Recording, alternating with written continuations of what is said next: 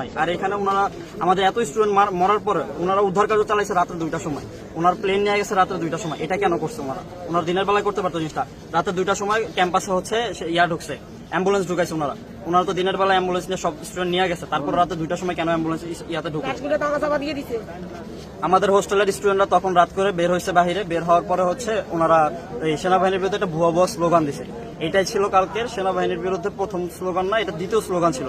প্রথম স্লোগানের পর আমাদের 5 নম্বর বিল্ডিং নিয়ে স্টুডেন্টদেরকে হাতও তুলছে সেনাবাহিনী, তারপরে আমাদের মাঠের মধ্যে হচ্ছে এই টিচারদের গায়ে স্টুডেন্টদের গায়ে হাতও তুলছে। এটা কিন্তু সবাই দেখছে, এই ভিডিওগুলো ভাইরাল হয়েছে মোটামুটি। সকাল থেকে ওনারা এখন উদ্ধার কাজ চালায় যাইতেছে, কিন্তু ওনারা কালকে রাত্রেই ঘোষণা দিচ্ছে যে উদ্ধার কাজ স্থগিত হয়েছে।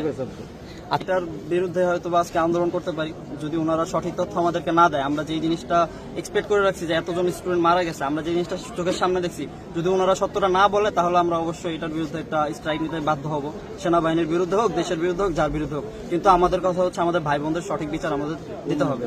এই প্রতিটা বিল্ডিং এ প্রায় 20 থেকে 30টার মতো ক্লাসরুম থাকে, আর এই বিল্ডিংটা হচ্ছে 2তলা একটা ভবন। তো এখানে মোটামুটি 20টার মতো ক্লাস আছে, হয়তো বা কম বেশি হতে পারে। আর এখানে প্রত্যেকটা ক্লাসে প্রত্যেকটা ক্লাসে সর্বনিম্ন 30 জন করে স্টুডেন্ট তো থাকে, 26 থেকে 30 সর্বনিম্ন থাকে।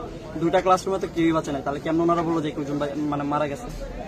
আপনার মাস্কে গায়ে আমাদের কলেজের অথরিটির গায়ে ওনারা হাত তুলছে।